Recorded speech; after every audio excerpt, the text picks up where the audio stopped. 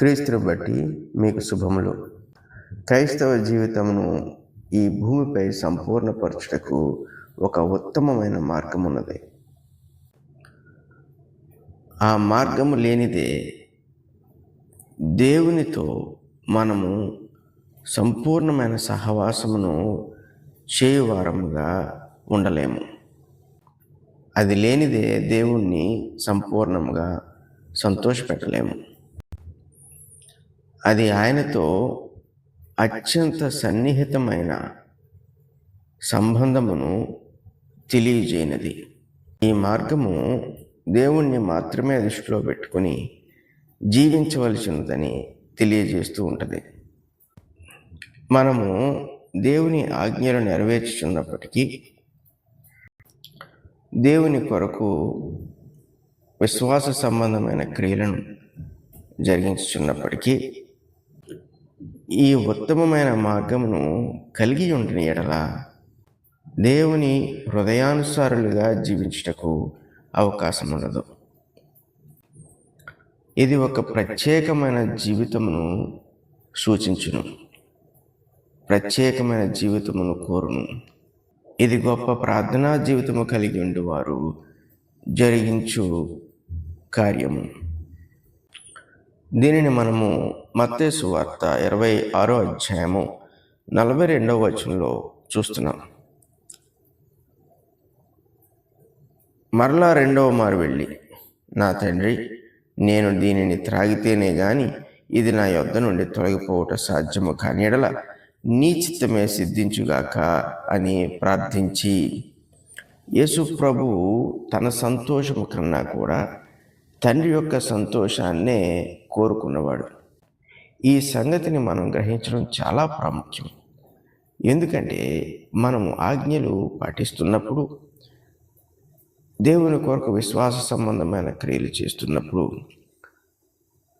దేవుడు కోరుకున్న వాటిని కూడా చేటుకు మనము సిద్ధపడిన వారముగా ఉండాలి. కొన్నిసార్లు గడాంధకారపు లోయల్లో సంచరించడం అనేది దేవునికి మన విషయంలో అవసరమైన సంగతి. ఇది ఆయనను ఘనపరుచుకున్నటకు ఆయన ఏర్పరచు పరిస్థితి. దానిని మనకు నచ్చకపోయినప్పటికీ కూడా, చేయుటకు కష్టముగా కనబడినప్పటికీ కూడా, దేవుణ్ణి సంతోషపెట్టే విషయంలో మనము ఆయన చిత్తమునకు విడిచిపెట్టి ఆ మార్గములో నడవలసిన వారమై ఉన్నాం. యేసు ప్రభు దైవ సమానుడైనప్పటికీ కూడా మానవ శరీరము ధరించిన వాడిగా ఈ ప్రార్థన చేయవలసి వచ్చింది. ఆయన అంటున్నాడు, ఇది త్రాగితేనే తప్ప ఈ శ్రమ నా నుండి తొలగపోదు అంటే అలాగనే జరుగునిమ్ము, అదే నీ చిత్తము అని ప్రార్థన చేయుచున్నాడు. కొన్నిసార్లు శ్రమ పడుటలోనే దేవుని యొక్క చిత్తము నెరవేర్చబడుతూ ఉంటుంది. శ్రమకు మనము అతీతులంగా జీవించాలని ఆలోచన చేసినప్పుడు సాధారణ క్రైస్తవులుగా జీవిస్తాము, కానీ దేవుడు కోరు క్రైస్తవ్య జీవితమును మన దినముల్లో మనము సంపూర్ణపరచలేము. యేసు ప్రభు దేవుని చిత్తాన్ని జరిగించడానికి వచ్చాడు కనుక శరీరమునకు ఎంత మాత్రము లొంగిపోవుట ఆయనకు ఇష్టము కాలేదు. అది ఎంత కష్టమైనప్పటికీ కూడా శరీరమును జయించవలసిన కార్యము అని గుర్తించినప్పుడు దాని విషయంలో ప్రార్థన ద్వారా ఆయన శక్తిని సంపాదించుకున్నాడు. తద్వారా పాపమును బంధించగలిగాడు. మనము కూడా ఈ యొక్క విధానమును అనుసరించిన ఎడల మన జీవితంలో దేవుణ్ణి సంతోషపరచుచు, పాపమును బంధించుచు, దేవుని ఘనతకు కారకులవుతూ ఉంటాం. కేవలము దేవుడు ఘనపరచబడుటకే కొన్ని సందర్భములను మనకు ఇష్టము లేకపోయినా మన జీవితాల్లోకి ఆయన రాణిస్తాడు. వాటిని ఆయన చిత్తమే సిద్ధించునుగాక అనే ప్రార్థనతో మనము జరిగించినప్పుడు అది ఎంతటి శ్రమ అయినను దాని యొక్క ఫలితము దేవుడు అనుగ్రహించు సంతోషమునకు ఘనతకు కారణమవుతూ ఉంటుంది. అయితే ఇది ముందుగానే చెప్పినట్లుగా దేవునితో అత్యంత సన్నిహితమైన జీవితం ఉంటేనే కానీ మనము జరిగించలేకపోవటానికి అసలు కారణము ఆయన కోరికను మనము స్వీకరించలేము. మన విశ్వాసము ఆయన కోరిక విషయంలో బలహీనమై ఉన్నదని కనబడుచు ఉంటుంది.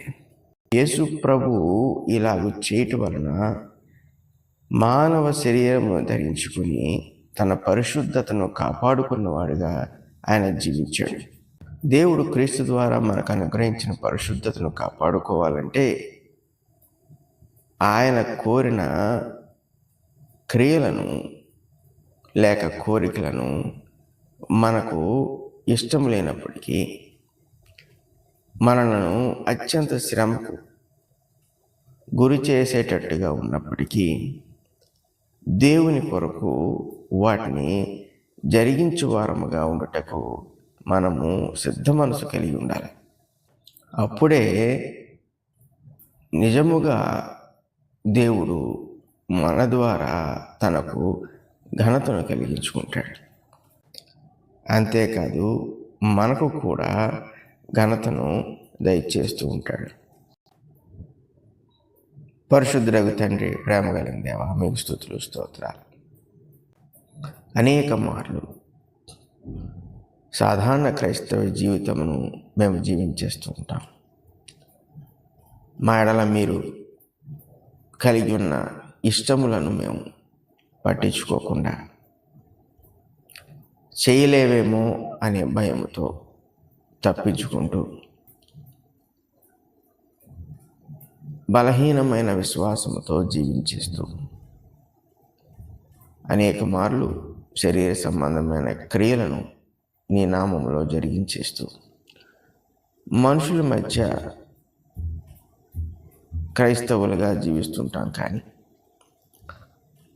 నీవు కోరిన నీ హృదయానుసారులుగా జీవించుటకు మేము ప్రయాసపడలేకపోతుంటాం నానా. మరి అట్టి పరిస్థితుల్లో నీ కుమారుని మాకు జ్ఞాపకం చేసి, ఆయన ఏ రీతిగా అయితే నీ చిత్తము మాత్రమే జరగాలని తలంచి ఆయనకి ప్రతికూలమైనదైనప్పటికీ కూడా దాన్ని జరిగించను అటువంటి మనస్సును మాకు అనుగ్రహించి నీ నామమును మా ద్వారా మహిమపరుచుకొని